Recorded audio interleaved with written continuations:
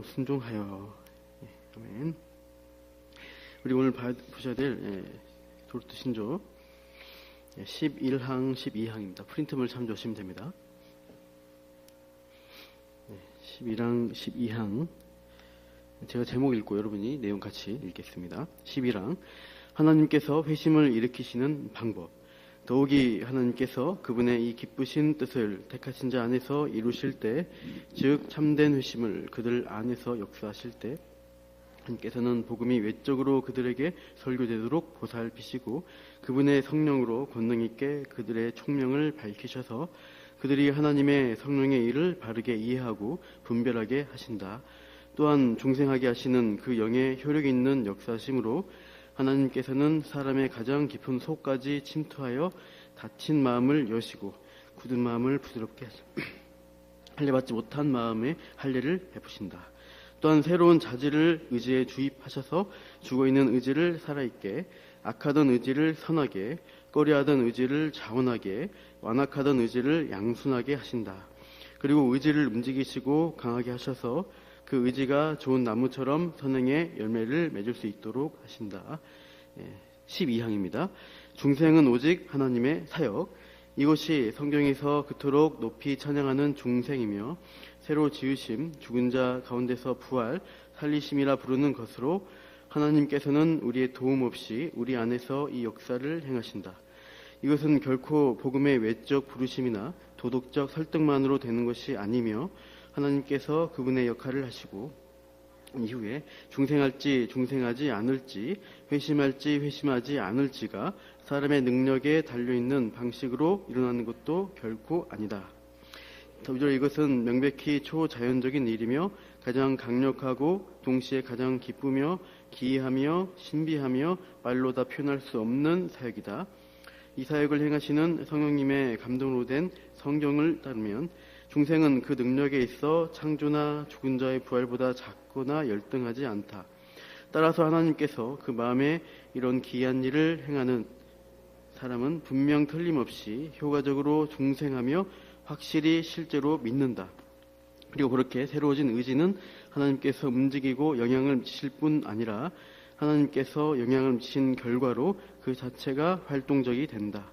이런 이유로 사람 자신이 그가 받은 은혜로 인하여 믿고 회개한다고 말하는 것은 옳다. 긴 교리였습니다. 오늘 제목 하나님께서 회심을 일으키시는 방법. 하나님께서 회심을 일으키시는 방법이라는 제목으로 수요 말씀 나눕니다. 우리가 지난 시간에 효과적 부르심, 내적 부르심에 대해서 우리가 말씀을 들었습니다. 먼저는 외적 부르심이 있고, 그러니까 복음 설교를 듣는 것을 외적 부르심, 보편적 부르심이라고 했습니다. 누구나 이 듣는 자리에 교회당이 있듯이 올 수 있습니다. 하나님이 복음 설교를 통해서 구원의 자리로 죄인을 초청하십니다. 그런데 이 외적 부르심을 받는 모든 사람이 네 하고 이렇게 반응하지 않는다는 거예요. 외적 부르심 받는 사람 중 어떤 이들은 하나님께 나아가 참된 회심을 하게 됩니다. 그러니까 그 부르심에 대한 적절하고 합당한 반응한 사람들이 어떤 사람들이 나타나는 거죠. 다가 아니라. 부르심에 대한 효과가 발생하는 사람들이 있어요. 그래서 그 사람들에 대해서는 효과적 부르심이다고 합니다. 이 효과가 나타난 사람이 그렇게 반응한 것은 자기 스스로 한 게 아니라는 것입니다. 왜냐하면 죄인은 전적 타락, 전적 무능력 상태에 있기 때문에 자기 힘으로 하나님에 대해서 선한 의지를, 자유의지를 행사할 수가 없습니다. 그러니까 우리가 죽은 시체가 있다고 보시죠. 죽은 시체 앞에 서 부르면서 일어나라 몇 번 외쳐봐야 그 시체가 일어날 수 없어요. 그러니까 죽은 심령 가운데 하나님이 성령을 역사하셔서 그 내적인 마음에 생명을 주셔야지, 마음을 움직이셔야지 그런 반응이 일어납니다. 그래서 성령께서 내적으로 역사하셔서 그 부르심에 반응한 것이기 때문에 이걸 또 내적 부르심이다라고 합니다. 이게 내적 부르심, 효과적 부르심에 의해서 회심하고 구원받는 이 일이 이제 일어나게 돼요. 오늘 도르트 신조 11항은 이 구원에 이르는 회심에 일어나는 방법, 하나님이 회심을 일으키시는 그 방법에 대해 설명하고 있습니다. 우리가 먼저 이 도르트 신조 오늘 항목을 보기 전에 이 용어 정리가 좀 필요합니다. 이 도르트 신조가 작성된 시기는 지금으로부터 400년 전입니다. 종교개혁이 1517년 일어나고 그 100년 뒤에 도르트 신조가 작성이 돼요. 지금으로부터 400년 전 교리적 해설인데요. 그 당시에는 이 중생이라는 단어와 회심이라는 단어가 혼용해서 사용됐습니다. 근데 지금은 이제 우리가 개혁파 교회에서 신학적으로 이 두 용어를 정리했어요. 구원의 서정이라는 말을 많이 하는데요. 구원의 논리적 과정을 이제 정리해 놓은 게 있는데요. 문제에서 제일 부르심 다음에 중생이라는 말 씁니다. 우리가 쉬운 말로 거듭났다라는 때 중생이 하는데요. 그러니까 우리가 중생이 먼저냐, 회심이 먼저냐를 할 때 뭐가 먼저일까요? 중생이 먼저일까요? 회심이 먼저일까요? 회심이라는 말이 많이 드는데요. 중생이 먼저입니다. 정확하게 할게요. 중생이 먼저입니다. 중생이 먼저 있어야 돼요. 죽은 영혼이 다시 태어난 일이 있고 나서 생명을 부여받고 숨을 쉬고 있는 상태에서 불러야 네 하고 일어나고 이제 일어나는 반응이 있다는 거예요. 움직임이 있다는 거예요. 예수님이 죽은 나사로를 부를 때 그 죽은 시체, 그냥 죽은 시체에다 100번 불러봐야 일어나지 않습니다. 응답을 못합니다. 나사로야 나오라 할 때 먼저 성령의 역사로 그 죽은 나사로에게 그 되살아나는 일이 먼저 있고 나서야 나사로가 예수님의 음성 듣고 걸어서 나올 수가 있어요. 논리적으로 그렇죠. 그렇게 돼야지 앞뒤가 맞습니다. 걸어 나오다 보니까 살아났네 이렇게 하는 건 말이 안 되는 거죠. 다시 살아나서 네 하고 걸어 나온 순서로 가야지 맞아요. 그처럼 이 선택자들이 구원받는 순서가 있다는 거예요. 그게 이제 제일 처음에 있는 것은 이 구원의 서정에서 외적 부르심, 복음 설교가 있고 나서 듣는 중에 내적 부르심 있는 사람에게 성령께서 어떻게 해요? 그 사람의 생명을 심어주십니다. 그것이 중생, 거듭났다는 말씀이죠. 이 중생에 대한 잘 묘사한 이 성경 장면이 요한복음 3장인데요. 니고데모가 한밤중에 예수님을 찾아가죠. 예수님이 니고데모에게 먼저 거듭나야 하는 날을 볼 수 있다라고 이제 말씀해 주시니까 니고데모는 어떻게 다시 태어나냐고, 어떻게 다시 또 들어가서 나올 수 있냐라고 반문하게 돼요. 그러자 예수님은 뭐라냐면 물과 성령으로 나지 않으면 하나님 나라에 들어갈 수 없다라고 가르쳐 주세요. 이 거듭난다는 단어를 예수님이 쓰시는데 우리 말로 정확하게 하면은 거듭, 다시 나다, 태어나다 이 말이죠. 이 헬라 원어로 보시면요, 이 다시 태어나다는 거듭나다가 다시 태어나다는 뜻도 되는데 그 의미가 또 다른 뜻이 있는 것은 위로부터 나다, 위로부터 태어나다는 의미도 있어요. 예수님이 이 거듭남의 의미를 이 니고데모에게 다시 풀어주실 때 물과 성령으로 태어나야 한다라고 가르쳐 주셨잖아요. 그러니까 이 거듭나다는 의미, 예수님의 의도는 위로부터 태어나다는 의미가 더 강합니다. 바로 하늘로부터 주어진 생명이 있어야 되고, 즉 성령이 주시는 생명을 받아서 다시 태어나는 것을 가리키는 게 거듭남이에요.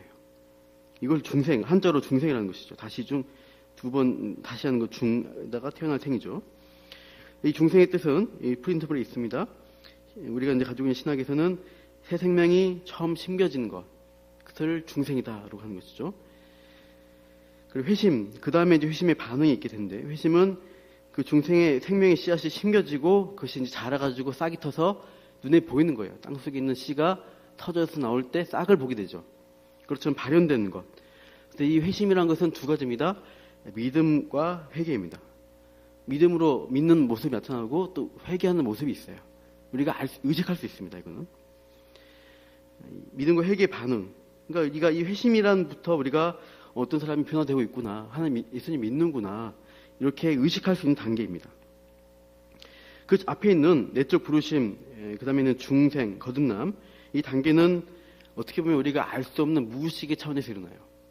하나님이 하시는, 우리 심령 속에 하시기 때문에 눈에 잘 보이지 않을 수 있습니다. 근데 우리가 주의할 점은요, 제가 구원의 서정 얘기하는데 이게 시간적 순서로 차례치를 않는 게 아닙니다. 부르심, 중생, 회심 이렇게 이제 순서 나는데 이게 동시적으로 나는 것이죠. 실제로는요.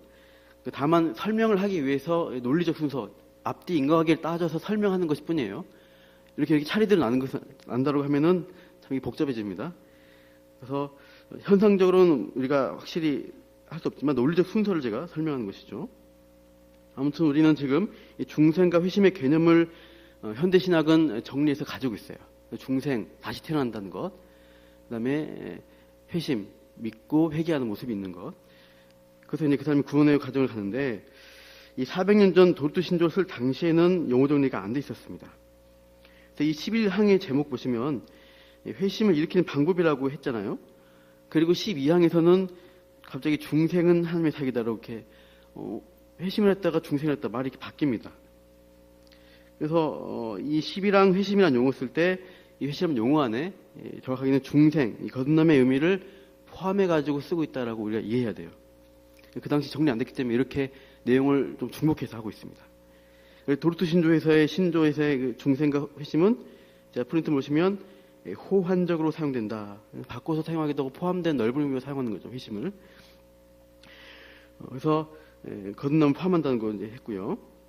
그래서 이 11항을 보시면 이 죄인이 회심 또는 중생할 때 이런 세 가지 측면을 그 과정을 설명해 줍니다. 그래서 제가 굵은 글씨로 표시를 했죠.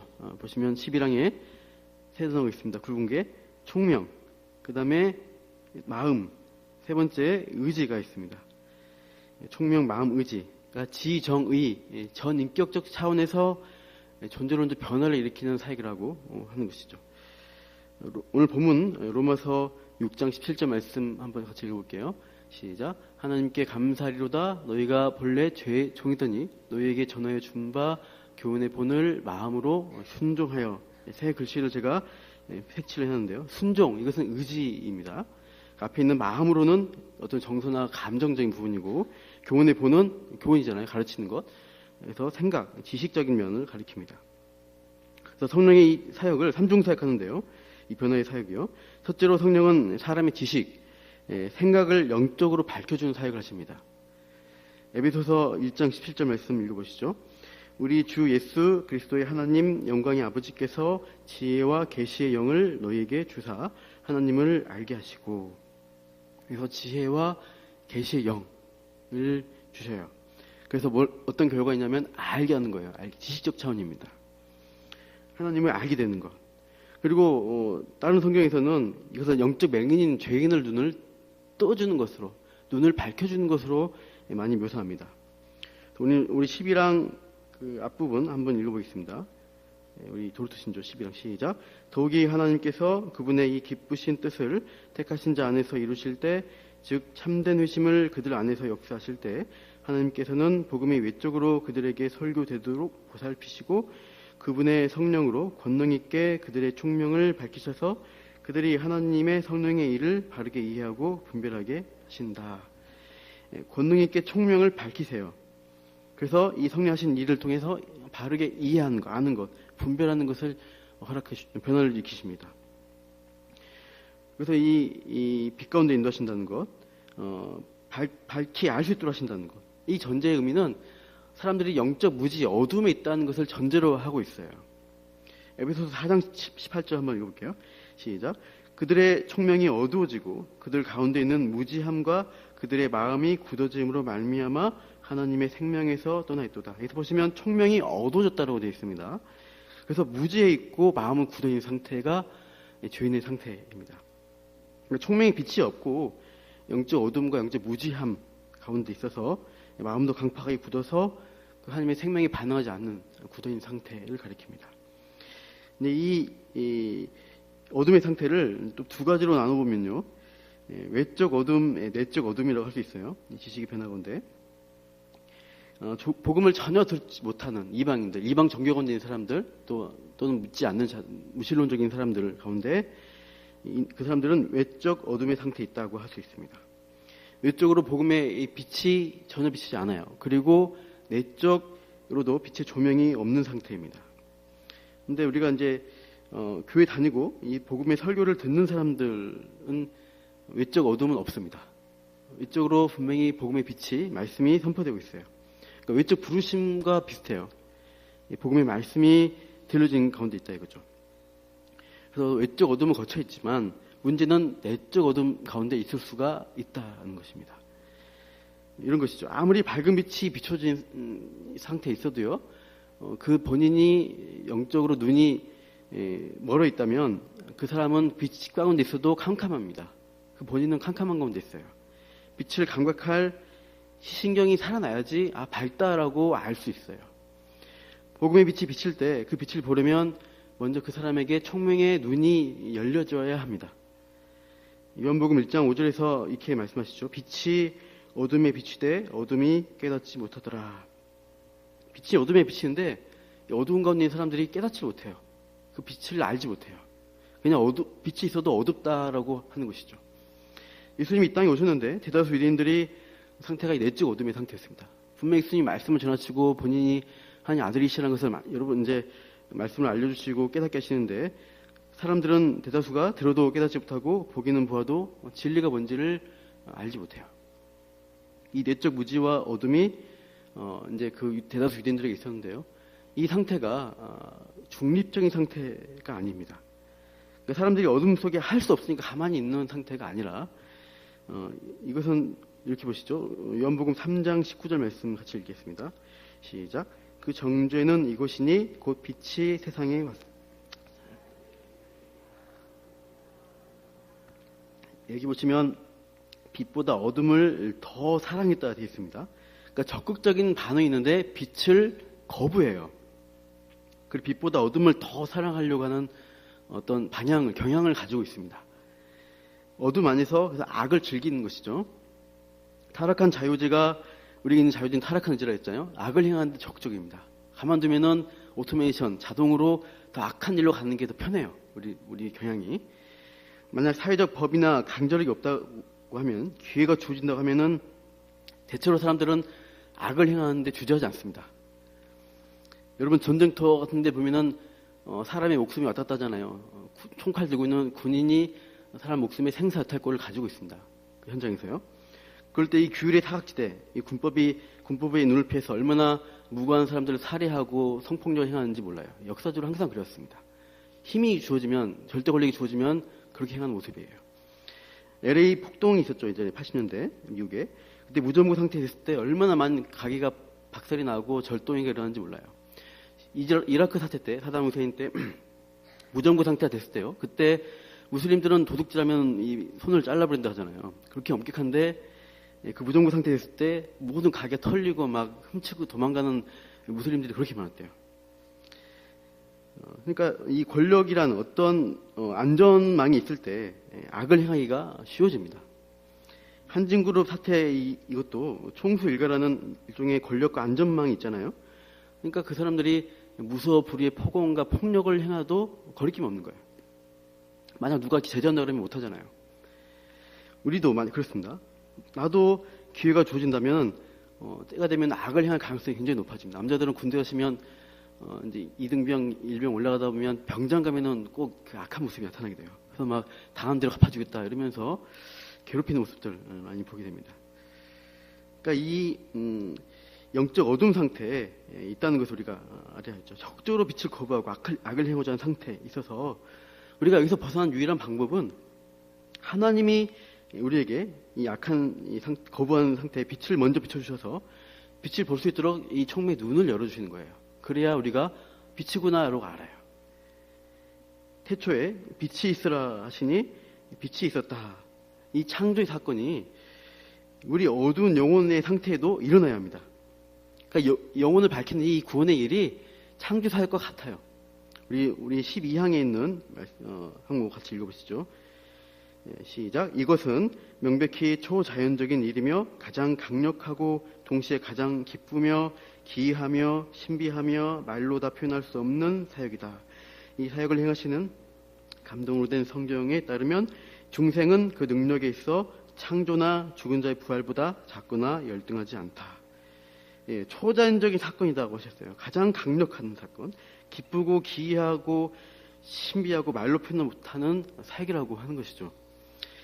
이 중생이라는 것이 회심이 죽은 자의 부활이나 또는 천지 창조하시는 그 창조의 사역과 같은 성격의 사역이다. 이렇게까지 강조합니다. 그러니까 하나님이 빛도 없고 생명이 없는 이 어둠과 혼돈 가운데, 창세기 1장 2절처럼 어둠과 혼돈 가운데 흑암 가운데 있는 존재에게 빛을 있으라 하고 빛을 비추시는 거예요. 그리고 그 빛을 깨달을 수 있도록 생명을 부어주셔요. 그래야 살아나요.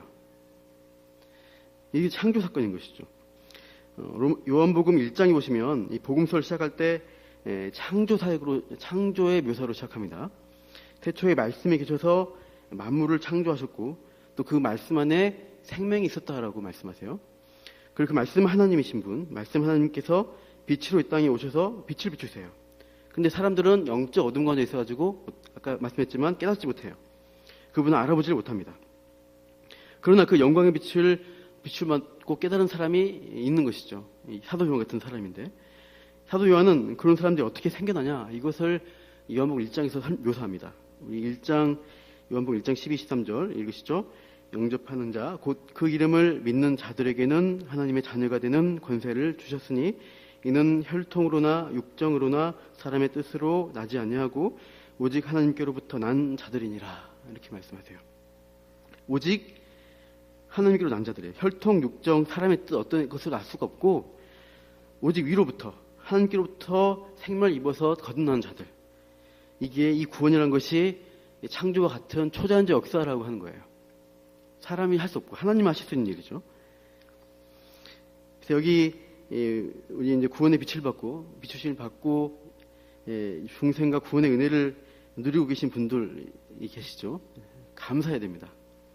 하나님의 초자연적 창조절서 같은 사건이 우리 인생 가운데 일어난 것입니다.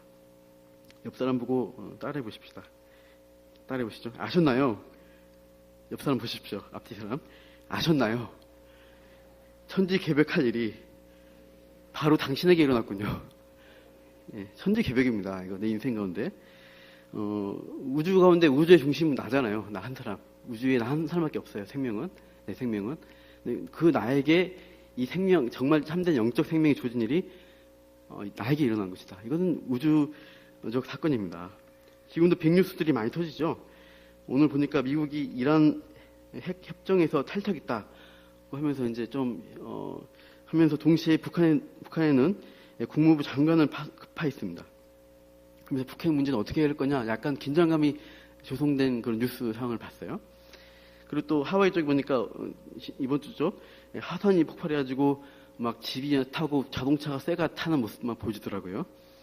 아, 이런 뉴스들 보면은 엄청나구나 싶은데, 나한테는요, 이런 세상 뉴스보다 나한테 더 크고 중요한 뉴스가 뭐냐면은 이 우주 하나뿐이 나에게 이 어둠이란 것이 거치고 구원의 빛이 비추셨다. 내 인생 지상 최대의 뉴스가 이겁니다. 이게 중요한 것인데 참 많은 사람들이 이걸 가벼이 여겨요. 우리 가족, 자녀들 잘 모르고 그냥 뭐 엄마가 닥달하니까 교회 나와줘야지, 이런 애들도 많이 있죠. 요즘 아이들에게 신앙은 필수가 아니라 선택 같습니다. 옵션입니다. 있으면 좋지만 없어도 상관없어, 이런 수준.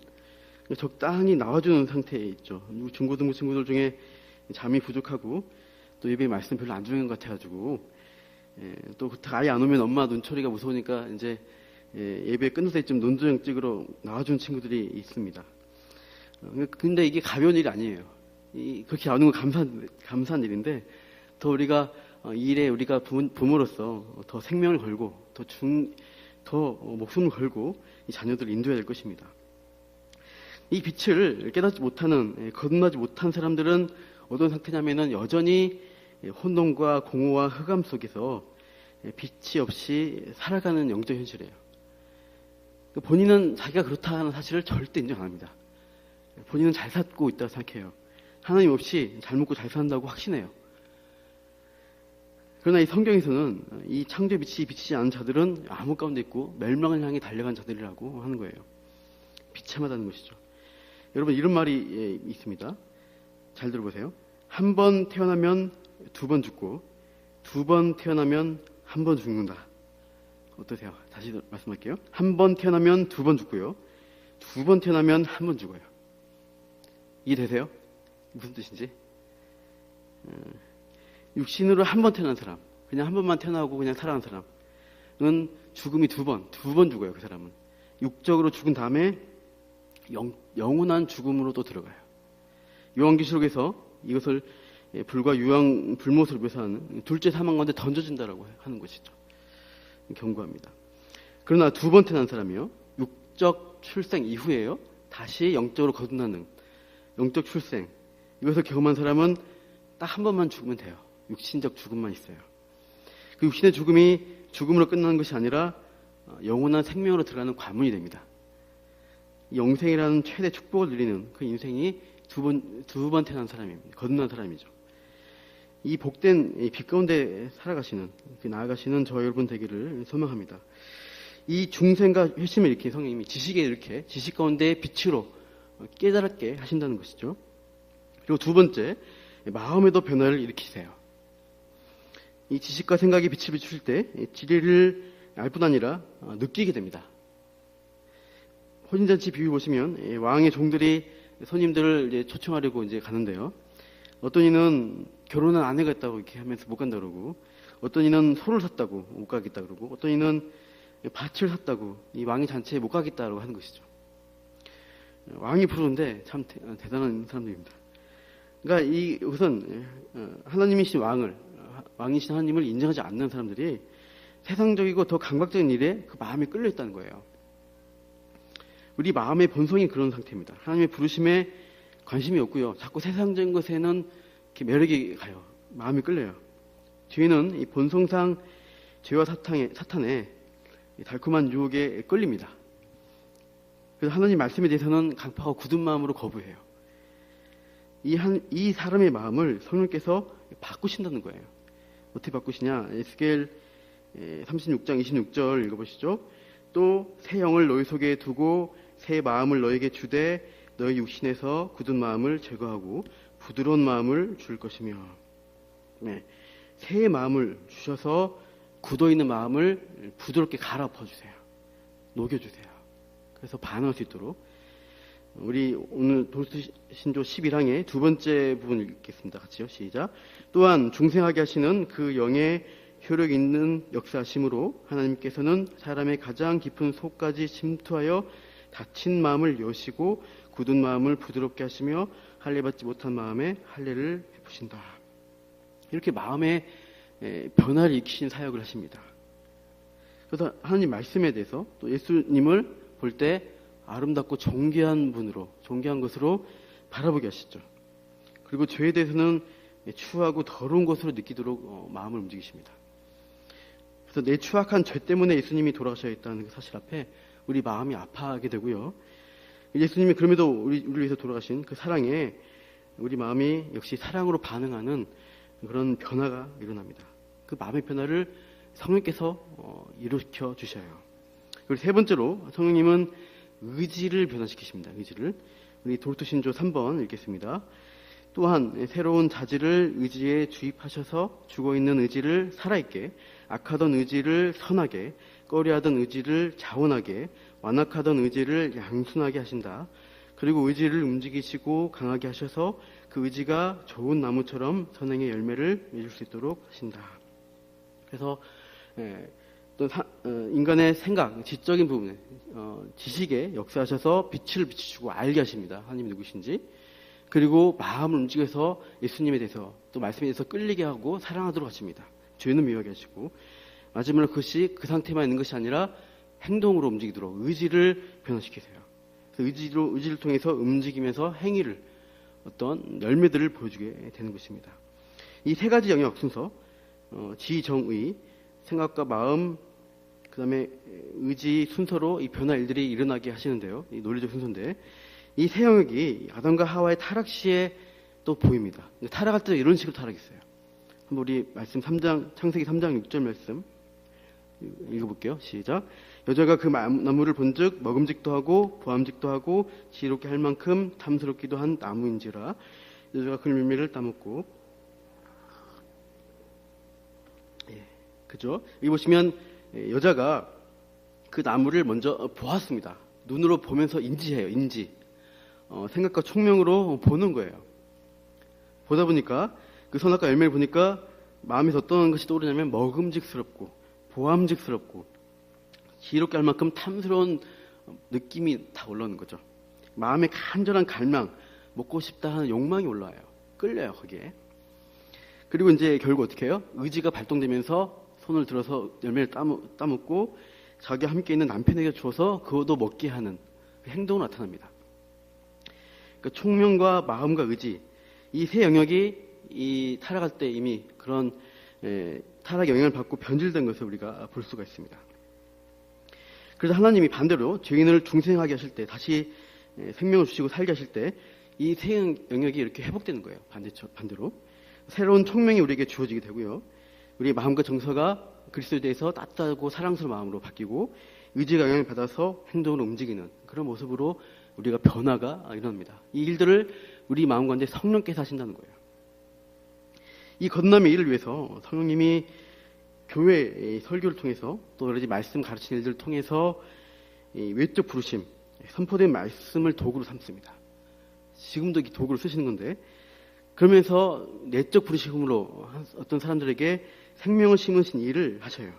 그때 먼저는 지식과 총명에서, 그 다음에 마음과 정서에서, 의지와 행함에서 변화를 일으키시는 그 성령님의 삼중사역이 있다는 거예요. 그렇게 해서 사람을 구원하시는데, 이것은 아까 말씀드렸듯이 빛을 창조하시는, 어둠에서 빛 가운데로 이끌어내시는 창조의 사역과 같은 놀라운 일이라는 거예요. 그게 내 인생 가운데 반드시 한 번은 일어나야 합니다. 그리고 누구에게? 믿지 않는 나의 가족, 자녀들에게, 또 내가 전도할, 내가 하나님이 관계 맺게 하신 이웃 가운데 그런 은혜 받는 일들이 일어나야 합니다. 우리가 이 일들을 위해서 교회에 원치는 것이고, 또 주변 사람들 해피데이 또 우리가 앞두면서 전도하는 것입니다.